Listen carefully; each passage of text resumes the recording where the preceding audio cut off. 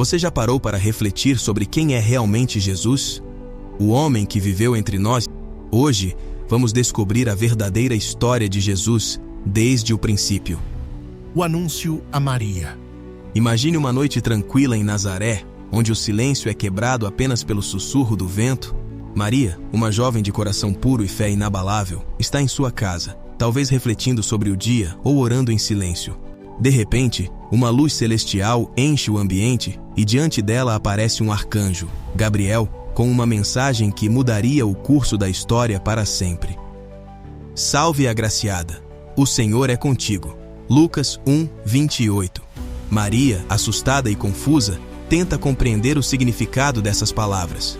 O arcanjo, percebendo seu temor, a tranquiliza. Não temas, Maria, pois achaste graça diante de Deus. Lucas 1:30. Então, Gabriel revela a notícia extraordinária. Eis que conceberás e darás à luz um filho, e por-lhe-ás o nome de Jesus. Este será grande e será chamado Filho do Altíssimo, e o Senhor Deus lhe dará o trono de Davi, seu pai, e reinará eternamente na casa de Jacó, e o seu reino não terá fim. Lucas 1:31-33. Maria, ainda perplexa, pergunta como isso seria possível, já que ela é virgem. Gabriel responde com uma serenidade divina.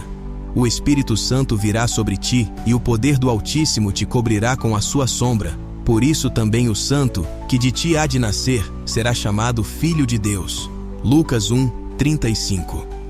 Com uma fé inabalável e uma aceitação humilde, Maria responde: Eis aqui a serva do Senhor, cumpra-se em mim segundo a tua palavra. Lucas 1:38. E assim, com essas palavras de entrega e obediência, Maria aceita seu papel no plano divino, tornando-se a mãe do Salvador. Esse é o momento da anunciação, repleto de pura graça e maravilha, onde o céu tocou a terra e a esperança da humanidade foi renovada. Mas esse Jesus que viria ao mundo não seria qualquer criança. Quem ele realmente é? De onde ele vem? O nome de Jesus traz consigo um mistério profundo. Ele viria à terra, mas sua origem transcende o tempo. Tempos depois, nasce Jesus, trazendo consigo uma presença de força e uma sabedoria divina que se revelaria com o passar dos anos. Desde pequeno, sua vida já mostrava sinais de uma missão especial, e ele crescia não apenas em estatura, mas também em compreensão e graça. Na agitação de uma grande cidade durante uma das festividades mais importantes do ano, Jerusalém está tomada por peregrinos vindos de todas as partes para celebrar a Páscoa. Entre a multidão, uma família de Nazaré, José, Maria e seu filho Jesus, com apenas 12 anos de idade. Após os dias de celebração, a caravana inicia a jornada de volta para casa, mas um acontecimento inesperado interrompe o retorno. No caminho, José e Maria percebem que Jesus não está entre eles. Em desespero, voltam a Jerusalém e depois de 3 dias de busca angustiante, encontram Jesus no templo. Lá, ele está sentado entre os mestres, ouvindo-os e fazendo perguntas. Todos os que o ouviam estavam admirados com sua compreensão e suas respostas. Lucas 2:46-47.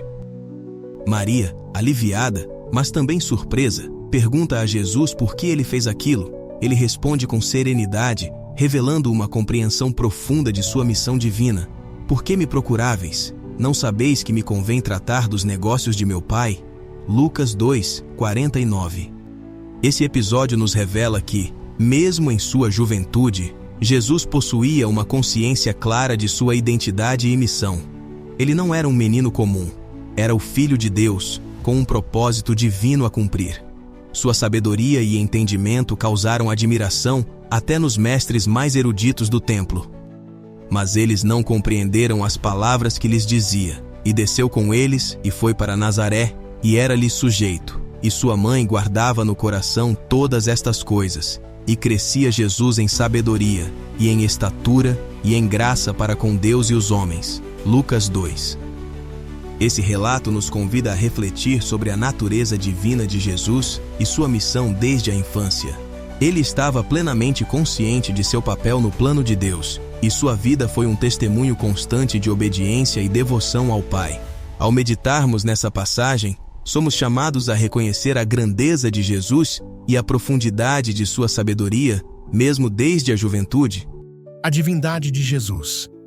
Agora pense comigo, o início de tudo, onde o tempo e o espaço ainda não existiam. É nesse cenário que o Evangelho de João nos transporta, revelando a majestade e a profundidade do mistério divino. João 1:1-14, nos apresenta uma narrativa poderosa e poética sobre a essência de Jesus Cristo, o Verbo de Deus.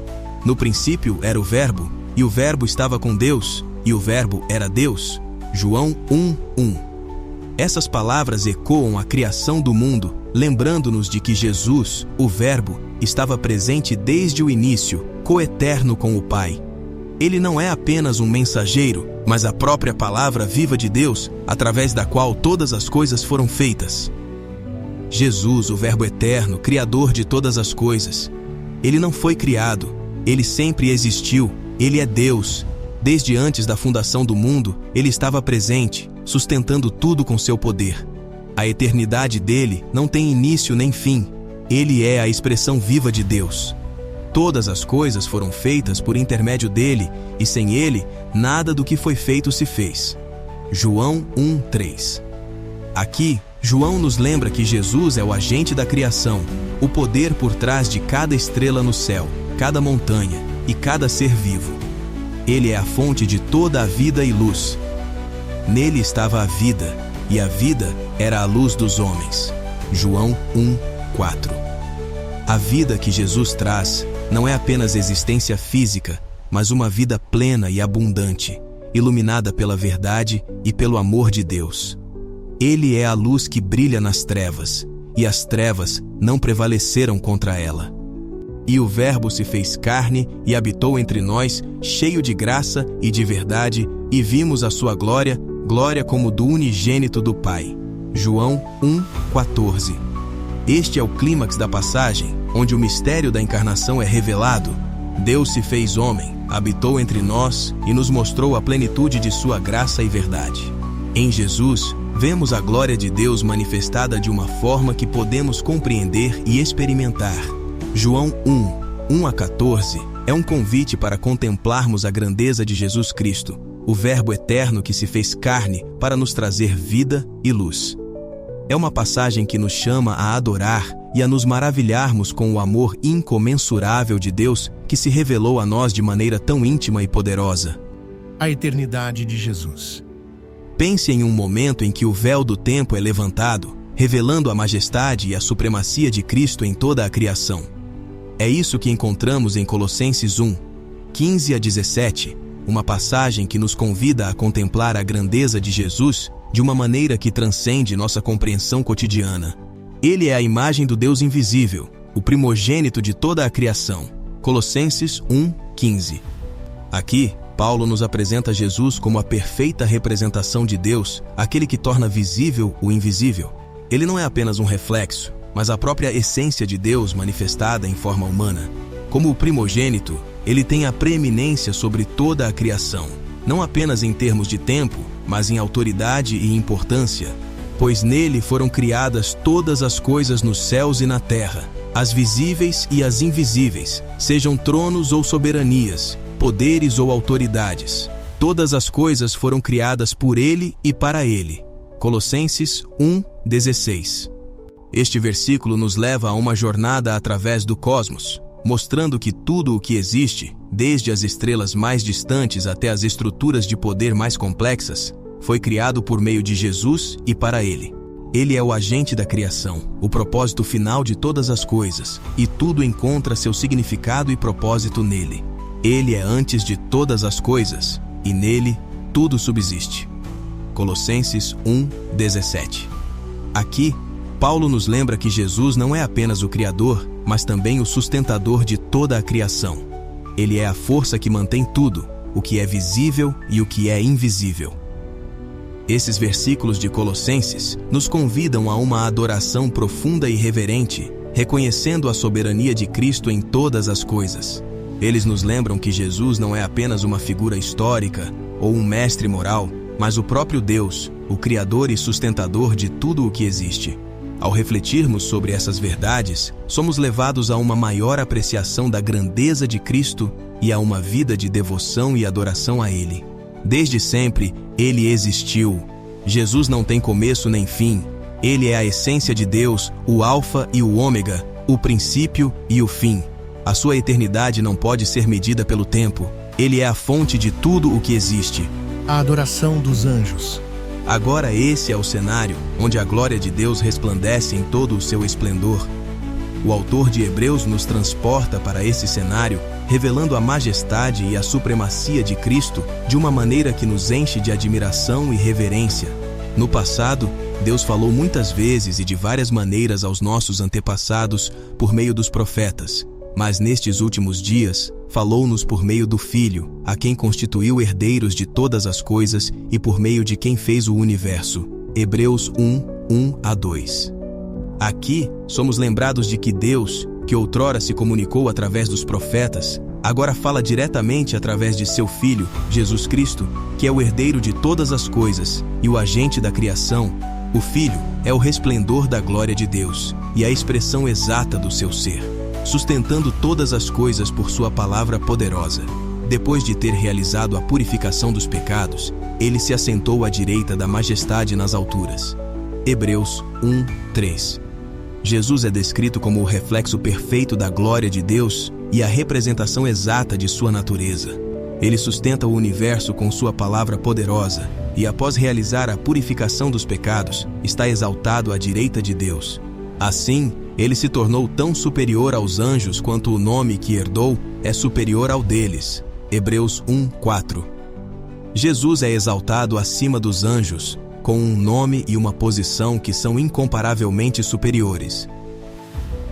Pois a qual dos anjos Deus alguma vez disse: Tu és meu filho, eu hoje te gerei? E outra vez: Eu serei seu pai, e ele será meu filho? Hebreus 1:5. Aqui, o autor destaca a singularidade de Jesus como Filho de Deus, uma posição que nenhum anjo jamais ocupou. E novamente, ao introduzir o primogênito no mundo, diz: Todos os anjos de Deus o adorem. Hebreus 1:6. A adoração dos anjos a Jesus sublinha ainda mais sua supremacia e divindade. Quanto aos anjos, ele diz: Ele faz dos seus anjos ventos e dos seus servos labaredas de fogo. Hebreus 1:7. Os anjos são servos de Deus, mas Jesus é o Filho exaltado. Mas a respeito do Filho, diz: O teu trono, ó Deus, subsiste para todo o sempre. Cetro de equidade é o cetro do teu reino. Hebreus 1:8. Jesus é descrito como o Rei eterno, cujo trono e reino são justos e eterno. No princípio, Senhor, lançaste os fundamentos da terra, e os céus são obra das tuas mãos. Eles perecerão, mas tu permanecerás, envelhecerão como vestimentas. Tu os enrolarás como um manto, como roupas eles serão trocados. Mas tu permaneces o mesmo, e os teus dias jamais terão fim. Hebreus 1:10-12. Jesus é o Criador eterno, imutável e constante, em contraste com a criação que envelhece e muda. A qual dos anjos Deus alguma vez disse: Senta-te à minha direita, até que eu faça dos teus inimigos um estrado para os teus pés? Hebreus 1:13. Novamente, a posição única de Jesus é destacada, sentado à direita de Deus, aguardando a submissão de seus inimigos. Os anjos não são todos eles espíritos ministradores, enviados para servir aqueles que hão de herdar a salvação? Hebreus 1:14. Os anjos são servos, enquanto Jesus é o Filho exaltado. Esses versículos de Hebreus nos convidam a uma adoração profunda e reverente, reconhecendo a soberania de Cristo em todas as coisas.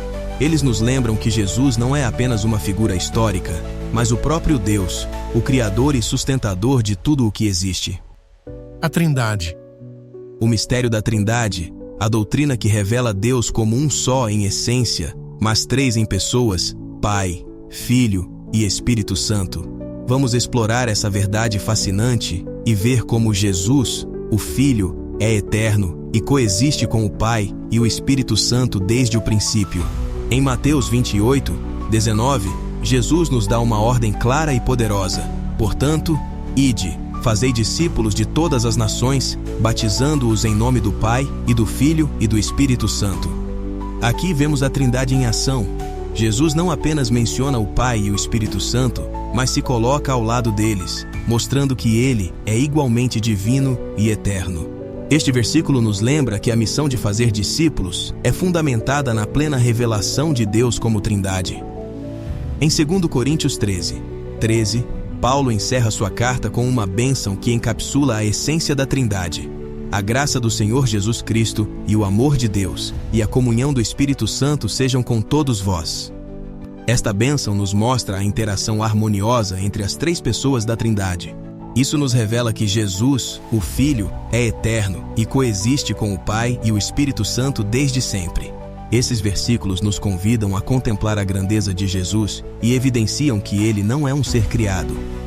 A Trindade é um mistério que nos desafia, mas também nos enche de esperança e alegria, sabendo que Deus é um só, mas se revela a nós de maneiras maravilhosas e diversas. Jesus, o Verbo eterno, esteve com Deus desde o princípio e continua a ser a luz que ilumina nossas vidas. Jesus não é apenas o Filho de Deus, mas é Deus em sua totalidade, parte integrante da Trindade eterna. O Pai, o Filho e o Espírito Santo, um só Deus, vivendo em perfeita unidade desde toda a eternidade. Não há separação entre eles, mas uma unidade gloriosa. Jesus Cristo, o Filho de Deus, não teve seu início com o nascimento de Maria. Ele não é apenas um personagem histórico que surgiu em um momento específico no tempo. Pelo contrário, Jesus é o Alfa e o Ômega, o princípio e o fim. Apocalipse 22:13. Ele é a expressão eterna de Deus, a palavra que foi no princípio com Deus e que é Deus. João 1:1.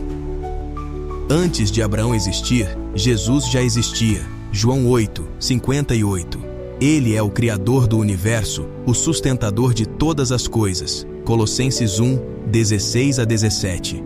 Jesus não é apenas um homem que viveu na terra, mas é o Deus eterno que se encarnou em carne humana para salvar a humanidade. Sua existência não tem início nem fim, pois Ele é o mesmo ontem, hoje e para sempre. Hebreus 13:8. Jesus é a essência da eternidade, a manifestação da glória de Deus. Ele é o Filho eterno de Deus, que sempre existiu e sempre existirá. Portanto, ao considerarmos a vida e o ministério de Jesus, não podemos limitá-lo a um momento específico da história. Ele é a realidade eterna que transcende o tempo e o espaço.